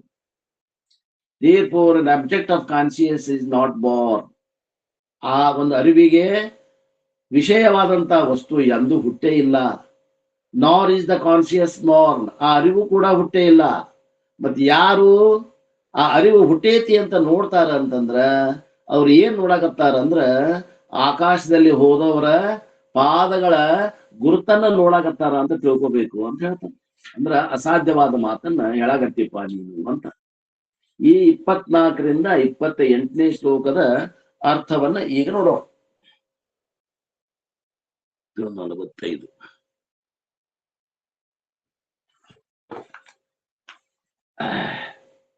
Gaudapada enters the next important topic from verse number 24 to 28, page number 241. ಯಾರ ಕೈ ಬುಕ್ ಅದ ಅವ್ರಿಗೆ. ಗೌಡಪಾದಾಚಾರ್ಯರು ಇನ್ನೊಂದು ವಿಷಯವಾದ ಮುಖ್ಯವಾದ ವಿಷಯವನ್ನ ಈಗ ಹೇಳ್ತಾರೆ. 24ರಿಂದ 28ರವರೆಗೆ 5 ಶ್ಲೋಕಗಳಲ್ಲಿ ಇನ್ನೊಂದು ಮುಖ್ಯವಾದ ವಿಷಯವನ್ನ ಹೇಳ್ತಾರೆ. In these 5 verses, Gaudapada enters into another involved discussion. ಗೌಡಪಾದರು ಇನ್ನೊಂದು ಗಂಭೀರವಾದಂತ ವಿಷಯದ ಬಗ್ಗೆ ಚರ್ಚೆ ಮಾಡ್ತಾ ಇದ್ದಾರೆ. Based on the Buddhist system. ಬೌದ್ಧ ಒಂದು ಧರ್ಮದ ಅನುಗುಣವಾಗಿ ಒಂದು ಪ್ರಶ್ನೆ ಐತಿ. ಆ ಪ್ರಶ್ನೆಯನ್ನು ಎತ್ಕೊಂಡು ಇಲ್ಲಿ ಉತ್ತರವನ್ನು ಹೇಳಲಿಕ್ಕೆ ಪ್ರಯತ್ನ ಮಾಡ್ತಾ ಇದ್ದಾರೆ. ದಿಸ್ ಈಸ್ ನಾಸ್ತಿಕ ದರ್ಶನಂ. ನಾ ಹೇಳಿದ್ದೆ ನಿಮಗೆ ಆಸ್ತಿಕರು ಮತ್ತು ನಾಸ್ತಿಕ ದರ್ಶನ ಅಂತ ಬರ್ತಾವ. ಆಸ್ತಿಕರು ಎಷ್ಟು ಮಂದಿ? 6 ಮಂದಿ. ನಾಸ್ತಿಕರು 6 ಮಂದಿ. ಆಸ್ತಿಕರು 6 ಮಂದಿ. ಯಾರು ಅನ್ನೋದು ಹೇಳ್ತೀರೇನ್? ಯಾರ 6 ಮಂದಿ ಆಸ್ತಿಕರು ಯಾರು? 6 ಮಂದಿ ನಾಸ್ತಿಕರು ಯಾರು ಹೇಳ್ತೀರೇನ್? ಯಾರು ಹೇಳ್ತೀರಿ? ಜೈನರು ಬುದ್ಧರು ಏನು ಸರ? ನಾಸ್ತಿಕವಾದಿಗಳು ಸರ? ಜೈನ ಒಬ್ರು, ಬೌದ್ಧರು 4 ಮಂದಿ, 5 ಮಂದಿ. ಇನ್ನೊಬ್ರು ಬಿಟ್ರೆ ಬೌದ್ಧರು 4 ಮಂದಿ ಸರ? ಬೌದ್ಧರು 4 ಮಂದಿ, ಜೈನ 5 ಮಂದಿ. ಚಾರ್ವಾಕ, ಇನ್ನೊಬ್ರು ಚಾರ್ವಾಕ ಸರ್. ಇವರು ನಾಸ್ತಿಕರು. ಸಾಂಖ್ಯ, ನ್ಯಾಯ, ವೈಶೇಷಿಕ, ಪಾತಂಜಲಿ, ಪೂರ್ವಮೀಮಾಂಸ, ಉತ್ತರ ಇವರೆಲ್ಲ ಆಸ್ತಿಕರು. ಸಾಂಖ್ಯ, ವೈಶೇಷಿಕ, ನೈಯಾಯಿಕ, ಇದು ಆಮ್ಯಾಗ ಏನು ಯೋಗ, ಪೂರ್ವ ಮೀಮಾಂಸ ಮತ್ತು ಉತ್ತರ ಮೀಮಾಂಸ. ಅಂದ್ರೆ ಉತ್ತರ ನಾವು ಯಾರು ಇದ್ರಾಗ್ರಿ? ಉತ್ತರ ಮೀಮಾಂಸ ನಮ್ದು. ಈಗ ಬೌದ್ಧರು ಎಲ್ಲಿ ಬಂದ್ರು? ನಾಸ್ತಿಕರು ಬರ್ತಾರ್ರಿ. ವೇದವನ್ನ ಒಪ್ಪುವುದಿಲ್ಲ ಪ್ರಮಾಣ ಅಂತ ತಿಳ್ಕೊಂಡು. ಆ ನಂತರ ಇನ್ನೊಂದು ಏನದ, ಈಶ್ವರನ್ನು ಒಪ್ಪಂಗಿಲ್ಲ. 2 ರೀತಿಯಿಂದ ಅವ್ರಿಗೆ ನಾಸ್ತಿಕರು ಅಂತಾರೆ. ಅವ್ರು ಈಶ್ವರನ್ನು ಒಪ್ಪುವುದಿಲ್ಲ ಮತ್ತೆ ವೇದ ಪ್ರಮಾಣವನ್ನು ಒಪ್ಪುವುದಿಲ್ಲ. ಅವ್ರು ತಮ್ಮ ಬುದ್ಧಿಮತ್ತೆಯಿಂದ ಅದನ್ನ ಅವರು ಶಾಸ್ತ್ರ ಮಾಡ್ಕೊಂಡು ಹೋಗ್ಯಾರ. ಇರ್ಲಿ, ಅವ್ರದ್ದು ಏನೈತಿಪ್ಪ? ನಾಸ್ತಿಕ ದರ್ಶನ ಏನದ? Astika darshana accept Veda as a valid source of knowledge ಬಂತ ನೋಡ್ರಿ. ಆಸ್ತಿಕರು ವೇದ ಪ್ರಮಾಣಕ್ಕ ನಾವು ಮಹತ್ವ ಕೊಡ್ತೀವಿ. They take into account Veda in addition to other means of knowledge. Sankhya, Yoga, Nyaya, Vaisheshika, Purvamimamsa and Uttaramimamsa are Astika Darshanams. ಇವೆಲ್ಲ ಆಸ್ತಿಕ ದರ್ಶನಗಳು. ನಾಸ್ತಿಕ ದರ್ಶನ do not accept Veda as a valid source of knowledge. ಅವರು ವೇದ ಪ್ರಮಾಣವನ್ನು ಒಪ್ಪುವುದಿಲ್ಲ. ಬುದ್ಧಿಯಿಂದ ಏನ್ ತಿಳಿದೈತಿ ಅದ ಖರೆ ಅಂತಾರ ಅವ್ರು ನಾಸ್ತಿಕರು. Among the Nastika Darshana, 4 powerful schools belong to Buddhism.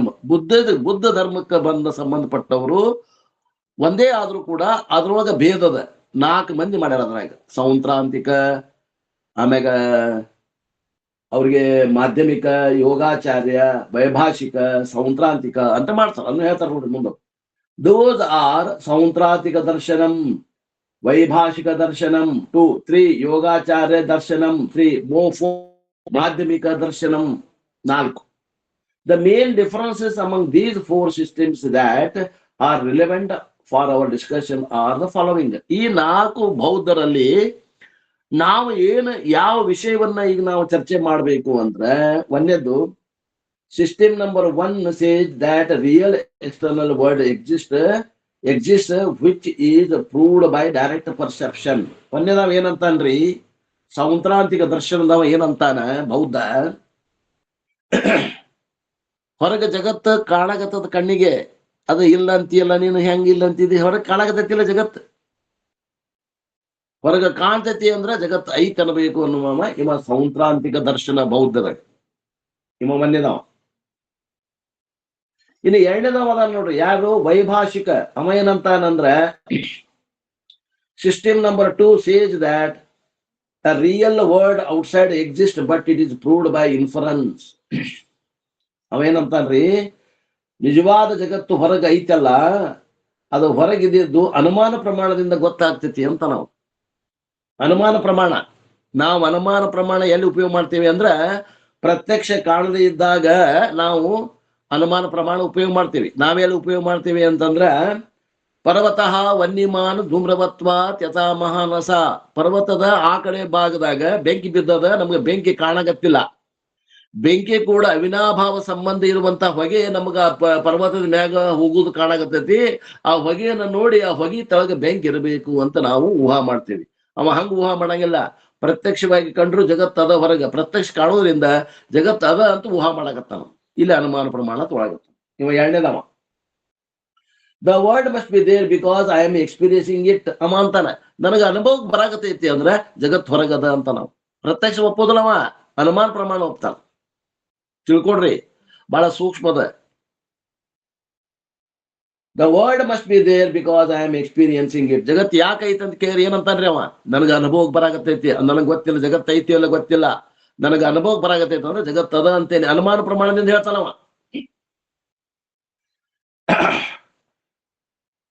Internal experience is the proof for external object. ಹೊರಗೆ ಜಗತ್ತ ಐತಿ ಅನ್ನಕ ನನಗೇನು ನಿನಗೆ ಹೆಂಗ್ ಗೊತ್ತಾತಂದ್ರ ನನಗೆ ಒಳಗ ಅನುಭವ ಬರಾಕತ್ತದ ಜಗತ್ತು ಹೊರಗದ ಅಂತ ತಿಳ್ಕೊಂಡು, ಅದಕ್ಕೆ ನಾ ಜಗತ್ತು ಹೊರಗದ ಅಂತೀನಿ ಅಂತಾನವ. ನಾ ನೋಡಿ ಹೊರಗೆ ಜಗತ್ತದ ಅಂತ ಅನ್ನಕತ್ತಿಲ್ಲವ, ಪ್ರತ್ಯಕ್ಷವಾಗಿ ನೋಡಿ ನನ್ನ ಒಳಗ ಅನುಭವಕ್ಕೆ ಬರಾಕತೈತಿ, ಆದ್ರಿಂದ ಹೊರಗೆ ಜಗತ್ತದ ಅಂತಾನವ. ತಿಳಿಯಾಗತೈತೇನ್ರಿ ಮಾತಿನ ಅರ್ಥ? ಬಹಳ ಸೂಕ್ಷ್ಮದವ ವಿಚಾರಗಳು. ಒಂದ್ಸಲ ಬಿಟ್ಟು 2 ಸಲ ಓದಿದ್ರೆ ತಿಳಿತದ. ತೀಕ್ಷ್ಣ ಬುದ್ಧಿ ಇದ್ದರೆ ತಿಳಿತದ, ಇಲ್ಲ ಅಂದ್ರೆ ತಿಳಿಯಂಗಿಲ್ಲ. Both systems 1 and 2 say that external world exists proved by direct perception and inference respectively. ಒಂದನೇದಾವ ಮತ್ತು ಎರಡನೇದವ್ರು. ಒಂದನೇದಾವ ಅಂದ್ರ ಸೌಂತ್ರಾಂತಿಕ, ಎರಡನೇದಾವ ಅಂದ್ರ ವೈಭಾಷಿಕ. ಒಂದನೇದಾವ ಏನಂತಾನ? ಜಗತ್ತು ಹೊರಗದ ಅಂತಾನ. ಇವ ಎರಡನೇದಾವ ಏನಂತಾನ? ನನಗೊಳಗ ಅನುಭವಕ್ಕೆ ಬರ್ತದ ಅಂತ ಅನುಮಾನ ಪ್ರಮಾಣದಿಂದ ಹೇಳಾಗತ್ತೇನೆ. ಒಬ್ಬವ ಪ್ರತ್ಯಕ್ಷ ಪ್ರಮಾಣ ಒಪ್ಪ್ಯಾನ, ಒಬ್ಬವ ಅನುಮಾನ ಪ್ರಮಾಣ ಒಪ್ಪ್ಯಾನ. ಇನ್ನು ಮೂರನೇದಾವ ಹೇಳ್ತಾನ ನೋಡ್ರಿ. ಮೂರನೇದಾವ ಯಾರು? ಯೋಗಾಚಾರ್ಯ ದರ್ಶನ ಬೌದ್ಧ. ಅವ ಏನಂತಾನ ಅಂತಂದ್ರ system number 3 says that there is no external world. ಹೊರಗೆ ಜಗತ್ತ ಇಲ್ಲಪ್ಪ. Other than the observer. ಹೊರಗೆ ಜಗತ್ತಿಲ್ಲ. ಯಾವಾಗ ಅದು ಅರಿವಿಗೆ ಬರಾಕತ್ತೈತಿ ಅವ ಒಬ್ಬನೇ ಅದಾನ. The conscious principle like the dream world we experience that doesn't exist separate from the observer. ಅವ ಏನ್ ತಗೋತಾನ? ಸ್ವಪ್ನದ ಉದಾಹರಣೆ ತಗೋತಾನ. ಸ್ವಪ್ನ ಹೊರಗೈತೋ ಒಳಗೈತೋ? ಸ್ವಪ್ನ ಒಳಗದ, ಹೊರಗಿಲ್ಲೇ ಇಲ್ಲ. ಸ್ವಪ್ನ ಒಳಗದ, ಹೊರಗಿಲ್ಲ. ಆ ಸ್ವಪ್ನದ ಗತೆ ಈ ಜಗತ್ತು ಕೂಡ ಒಳಗದ, ಹೊರಗಿಲ್ಲ ಅಂತ ನಿಮ್ಮ ಮೂರನೇದಾವ ಯೋಗಾಚಾರ ದರ್ಶನ ಬೌದ್ಧ. ಅಂದ್ರೆ ಹೊರಗೆ ಏನೈತಿ? ದ ಎಕ್ಸ್ಟರ್ನಲ್ ವರ್ಲ್ಡ್ ಇಸ್ ಮಿಥ್ಯಾ. ಹೊರಗೇನು ಇಲ್ಲ ಇಲ್ಲ, ಎಲ್ಲ ಒಳಗದ. ಹೊರಗೆ ತೋರ್ತದ, ಹೊರಗಿಲ್ಲ, ಅದು ಒಳಗದ ಅಂತಾನಿವ. ದ ಅಬ್ಸರ್ವರ್ ಕಾನ್ಶಿಯಸ್ನೆಸ್ ಇಸ್ ಸತ್ಯಂ. ಯಾವನಿಗೆ ಅನುಭವಕ್ಕೆ ಬರಾಕತೈತಿ ಅವ ಮಾತ್ರ ಸತ್ಯದಾನ. ಅದು ಏನು ವಿಷಯ ಅನುಭವಕ್ಕೆ ಬರಾಕತೈತಿ ಅದು ಕನಸಿನಂತೆ, ಅದು ಮಿಥ್ಯಾ ಅದ, ಅದು ಇಲ್ಲದೆ ತೋರ್ತದ ಅಂತಾನಿವ ಯೋಗಾಚಾರ್ಯ. ಅವ ಏನಂತಾರ ಅವಂಗ? ಬಾಹ್ಯರ್ಥ ಮಿಥ್ಯತ್ವವಾದಿನಃ ಅಂತಾರ ಅವಂಗ. ಹೊರಗೆ ಜಗತ್ತು ಇಲ್ಲ, ಸ್ವಪ್ನಗತ್ತೆ. ಸ್ವಪ್ನ ಒಳಗೈತಿ ಹೆಂಗೋ ಹಂಗ ಜಗತ್ತು ಜಾಗೃತದಾಗೂ ಕೂಡ ಅದು ಒಳಗೈತಿ, ಹೊರಗ ತೋರ್ತದ ಅಷ್ಟೇ, ಒಳಗೈತದು ಜಗತ್ತು ಅಂತ. ನಮ್ಮ ಬಾಹ್ಯಾರ್ಥ ಮಿಥ್ಯತ್ವವಾದಿನ ಇಸ್ ವೆರಿ ಕ್ಲೋಸ್ ಟು ವೇದಾಂತ. ವೇದಾಂತಕ್ಕೆ ಬಹಳ ಸಮೀಪ ಅದಾನ ಇವ ಮೂರನೇದವ. ಇವ ನಾಸ್ತಿಕ ಇದ್ರು ವೇದಾಂತಕ್ಕೆ ಸಮೀಪ ಅದಾನ. ಮತ್ತೆ ಸಮೀಪ ಅದಾನ ಅಂದ್ರೆ ಬಹಳ ಸಮೀಪ ಅಂದ್ರೆ ವೇದ ಪ್ರಮಾಣ ಒಪ್ಪೋದಿಲ್ಲ, ಆದ್ರೆ ಅವನ ತತ್ವಗಳು ಸಮೀಪ ಅನಿಸ್ತಾವ. ಸಮೀಪ ಇಲ್ಲವ. ನಮ್ಮ ಸಮೀಪ ಇರೋವ ನಿಜವಾಗಿ ಸಾಂಖ್ಯ. ಇವ ಹಿಂಗ ಹೇಳೋದ್ರಿಂದ ನಾವು ಸ್ವಪ್ನಕ್ಕೆ ಹೇಳೋದು ಹಂಗ ಹೇಳ್ತೀವಿ, ಇವನು ಹಂಗ ಹೇಳ್ತಾನ ಅಂತ ತಿಳ್ಕೊಂಡು ನಾವು ಸಮೀಪಕ್ಕೆ ಅದೇವಂತ ನಮಗ ಭಾಸ ಆಗ್ತದೆ. ಆದ್ರೆ ಬಹಳ ದೂರ ಅದಾನ ಇವ. ಯಾಕ? ವೇದ ಪ್ರಮಾಣವನ್ನ ಒಪ್ಪೋದಿಲ್ಲ ಇವ. ಯಾರಿವ? ಮಾಧ್ಯಮಿಕ ದರ್ಶನ ಮೂರನೇದಾವ. ಇನ್ನು ನಾಲ್ಕನೇದಾವ ಏನದಾನಲ್ಲ ಇವ ಯೋಗಾಚಾರ್ಯ. ಇವ ಈಗ ಆಗಿದ್ದು. ಇನ್ನು ನಾಲ್ಕನೇದಾವ ಯಾರು? ಮಾಧ್ಯಮಿಕ ದರ್ಶನಕಾರ. ಅವ ಏನ್ ಹೇಳ್ತಾನ ನೋಡ್ರಿ. ಸಿಸ್ಟಮ್ ನಂಬರ್ 4 ಈಸ್ ಸರ್ವರ್ಥ ಮಿಥ್ಯತ್ವವಾದಿನಃ. ಒಳಗೂ ಇಲ್ಲ, ಹೊರಗೂ ಇಲ್ಲ ಜಗತ್ತ ಅಂತಾನಿವ. External world is also not there. The observer conscious is also not there. ಎಲ್ಲ ಅಸತ್ ಕಾರ್ಯವಾದ ಇವಂದು. ಎಲ್ಲ ಅಸತ್, ಒಳಗೂ ಇಲ್ಲ, ಹೊರಗೂ ಇಲ್ಲ ಅಂತ ಜಗತ್. ದ ವರ್ಲ್ಡ್ ಇಸ್ ಮಿಥ್ಯಾ, ದ ಕಾನ್ಶಿಯಸ್ನೆಸ್ ಇಸ್ ಆಲ್ಸೋ ಮಿಥ್ಯಾ, ಸರ್ವಂ ಮಿಥ್ಯಾ. ಅವ ಏನಂತಾನ್ರಿ? ಜಗತ್ತು ಮಿಥ್ಯಾ ಅದ, ಆ ಅರಿವು ಅನ್ನೋದು ಮಿಥ್ಯ ಅದ, ಎಲ್ಲವೂ ಶೂನ್ಯವಾಗಿದೆ ಅಂತ ನೀವು ಶೂನ್ಯವಾದಿ ಇವ. ವಾಟ್ ಈಸ್ ಸತ್ಯಂ? ಶೂನ್ಯಂ ಆರ್ ನಥಿಂಗ್ನೆಸ್ ಈಸ್ ಸತ್ಯಂ. ಹಂಗಾರೆ ನೀನು ನಾವ್ ಎಲ್ಲಿ ಅರಿವು ಅಂತೇವಿ ಅದಕ್ಕೆ ಇವ ಶೂನ್ಯ ಅಂತನ್ರಿ. ನಾಲ್ಕನೇದವ ಮಾಧ್ಯಮಿಕ. ನಾವು ಎಲ್ಲಿ ಅರಿವು ಸಚ್ಚಿದಾನಂದ ಅಂತೇವಿ ಅದಕ್ಕೆ ಶೂನ್ಯ ಅಂತ ನೀವ. ಶೂನ್ಯ ಅಂದ್ರ ಏನೂ ಇಲ್ಲದ್ದು. ಇವ ಹೇಳೋದು ಏನೂ ಇಲ್ಲದ್ದು, ಖಾಲಿ ಪೊಳ್ಳು. ಇನ್ನ ನಮ್ಮ ಶರಣರು ಶೂನ್ಯ ಸಂಪಾದನೆ ಹೇಳ್ತಾರಲ್ಲ, ಆ ಶೂನ್ಯ ಹೆಂಗಂದ್ರ ಎಲ್ಲವನ್ನ ಒಳಗೊಂಡ ಶೂನ್ಯ ಅದು. ಇವ್ರದ್ದು ಖಾಲಿ ಶೂನ್ಯ, ಅವ್ರದ್ದು ಎಲ್ಲವನ್ನ ಒಳಗೊಂಡ ಶೂನ್ಯ. ಹಬ್ಬ ನೋಡ್ರಿ ಎಷ್ಟು ಫರಕ ಅದ ನೋಡ್ರಿ, ಅವ್ರಿಗೆ ಇವ್ರಿಗೆ ಫರಕ. ಶರಣರು ಶೂನ್ಯ ಸಿಂಹಾಸನ ಸ್ಥಾಪನೆ ಮಾಡಿದ್ರಲ್ಲ, ಆ ಶೂನ್ಯ ಹೆಂಗದ? ಅದು ಎಲ್ಲವನ್ನ ಒಳಗೊಂಡ ಶೂನ್ಯ ಅದು. ಇವ್ರ ಶೂನ್ಯ ಯಾವುದು? ಏನೂ ಇಲ್ಲದ ಶೂನ್ಯ ಇದು, ಪೋಕಳ. They are called Madhyamika, otherwise called Shunyavadi. ಇವರಿಗೆ ಮಾಧ್ಯಮಿಕರು ಅಂತಾರ, ಇವರಿಗೆ ಶೂನ್ಯವಾದಿಗಳು ಅಂತಾರೆ. The 4 schools of Buddhism are, 4 ಮಂದಿ ಏನು ಬೌದ್ಧನ ಶಿಷ್ಯರಲ್ಲಿ 4 ಭಾಗ ಮಾಡಿದ್ರು ಅವ್ರು. ಬೌದ್ಧ ಏನು ಹೇಳಿಲ್ಲ ಅವ್ರಿಗೆ, ಸುಮ್ಮನೆ ಕೂತ್ಬಿಟ್ಟ. ಅವ ಜ್ಞಾನ ಆಗುತ್ತೆ ಏನು ಮಾತಾಡ್ಲಿಲ್ಲ ಅವ ಬೌದ್ಧ. ಅವನ ಶಿಷ್ಯರು ಅವನ ಮಾತುಗಳನ್ನ 4 ರೀತಿ ಅರ್ಥ ಮಾಡ್ಕೊಂಡು 4 ಅದ್ರಾಗ ಬ್ರಾಂಚ್ ಆದವು. ಇರೋದು ಒಂದೇ, ಅದನ್ನ ಜನರಲ್ಲಿ ಬಂದಾಗ ಅವರ ಶಿಷ್ಯರು 4 ಮಂದಿ ಬೌದ್ಧ ಹಿಂಗ ಹೇಳಿದ, ಬೌದ್ಧ ಹಂಗ ಹೇಳಿದ ಅಂತ ಅವರು ತಮ್ಮದೇ ಆದಂತ ಸಿದ್ಧಾಂತಗಳನ್ನು ಮಾಡ್ಕೊಂಡು ಹೇಳ್ಕೊಂತ ಹೋದ್ರು. ನಿಜವಾಗಿ ಬುದ್ಧ ಯಾರಿಗೂ ಏನು ಹೇಳಲೇ ಇಲ್ಲ. ಈ ವೈಭಾಷಿಕ ಆಗಲಿ, ಯೋಗಾಚಾರ್ಯ ಆಗಲಿ, ಮಾಧ್ಯಮಿಕ ಆಗಲಿ, ಅಥವಾ ಈ ಸೌಂತ್ರಾಂತಿಕ ದರ್ಶನ ಏನದಾವಲ್ಲ, ಅವನ 4 ಮಂದಿ ಶಿಷ್ಯರು ಈ ಧರ್ಮಗಳನ್ನು ಪ್ರಚಾರ ಮಾಡಿದ್ರು ಆಗಿನ ಕಾಲದಲ್ಲಿ. ಇಷ್ಟು ಮಜಾ ಅದ ನೋಡ್ರಿ.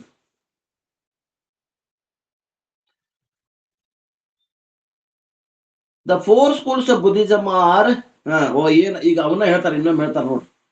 ಒಂದೇದಾಮ ಏನ್ ಹೇಳಿದ್ವಲ್ಲ, ಒಂದೇದಾಮನ್ನ ಬರ್ಕೋತೀರ ಬರ್ಕೊಡ್ರಿ. ಇದು ನಿಮಗೆ ಎಲ್ಲೂ ಸಿಗಂಗಿಲ್ಲ, ಇದು ಇಷ್ಟು ಡಿಟೇಲ್ ಎಲ್ಲೂ ಸಿಗಂಗಿಲ್ಲ.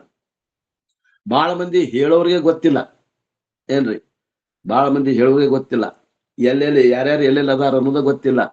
ವೇದಾಂತಕ್ಕೆ ಬರ್ಬೇಕಾದ್ರೆ ಎಲ್ಲೆಲ್ಲಿ ನಡಕ್ ಎಲ್ಲಾರು ಬರ್ತಾರೆ. ಇವರು ಶೂನ್ಯವಾದಿ ಬರ್ತಾನ, ಚಾರ್ವಾಕ್ ಬರ್ತಾನ, ಜೈನ ಬರ್ತಾನ, ಸಾಂಖ್ಯ, ವೈಶೇಷಿಕ, ನೈಯಾಯಿಕ, ಆಮ್ಯಾಗ ಪತಂಜಲಿ, ಆಮ್ಯಾಗ ಪೂರ್ವ ಮೀಮಾಂಸಾ, ಆಮ್ಯಾಗಿಂದ ಈ ವಿಷ್ಣು ಸಂಪ್ರದಾಯ, ಆಮೇಲೆ ಶೈವರು, ವೈಷ್ಣವರು, ದೇವಿ ಉಪಾಸಕರು, ಗಾಣಪತ್ಯರು, ಆಮ್ಯಾಗಿಂದ ಇವರು ಯಾರು ಶರಣರು, ಎಲ್ಲರೂ ಬರ್ತಾರೆ.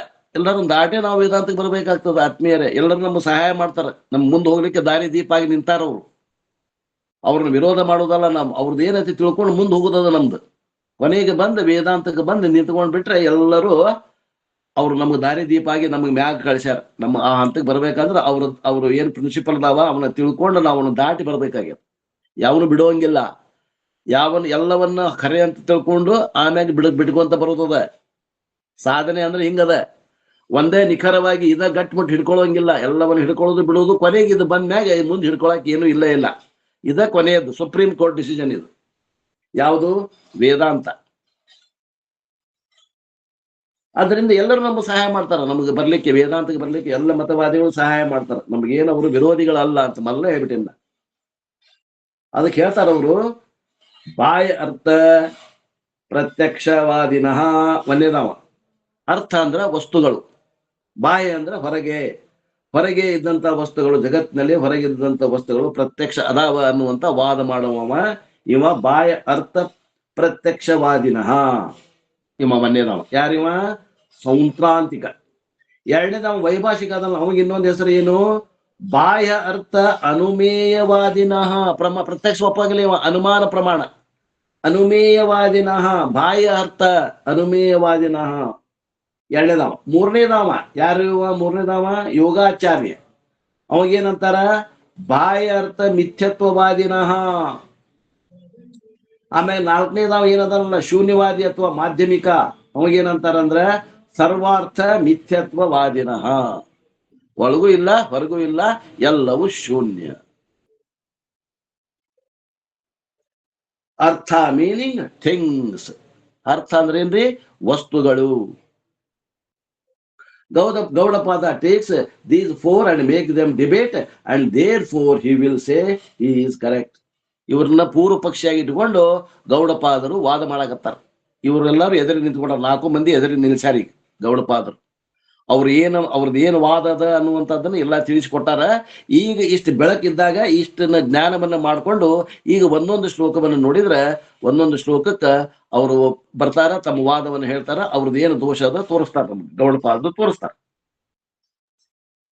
There after he will say he is correct. ಆಮೇಲೆ 4 ಮಂದಿದು 4 ಶ್ಲೋಕ ಹೇಳಿ 5ನೇ ಶ್ಲೋಕದಾಗ ಯಾಕ ವೇದಾಂತಿಗಳು ಕರೆಕ್ಟ್, ಇವರೆಲ್ಲ ದ್ವೈತಿಗಳು, ಇವರೆಲ್ಲ ಏನು ಬೌದ್ಧರು ಯಾಕೆ ತಪ್ಪಿದ್ರು ದಾರಿ ಅನ್ನುವುದನ್ನ ಹೇಳ್ತಾರ. 5 ಶ್ಲೋಕ ಈ ಬೌದ್ಧ ಧರ್ಮಕ್ಕೆ ಮೀಸಲಾಗಿ ಇಟ್ಟಾರ. Therefore a debate among them is introduced in the following verses.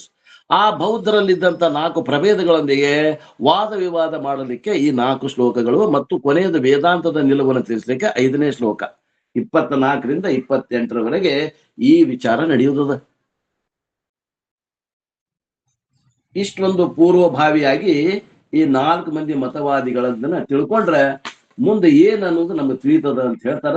ಮತ್ತೆ ಟೈಮ್ ಆಯ್ತು, ಆ ವಿಷಯವನ್ನು ನಾಳೆಗೆ ನೋಡೋಣ ನಾವು ಅನ್ನುವಲ್ಲಿಗೆ ಇವತ್ತಿನ ಈ ನನ್ನ ವಾಕೃಪ ಸೇವೆಯನ್ನು ಗುರುಪಾದಕ್ಕೆ ಸಲ್ಲಿಸಿ ನನ್ನ ವಾಣಿಗೆ ವಿರಾಮ. ಯಾರಿಗೆ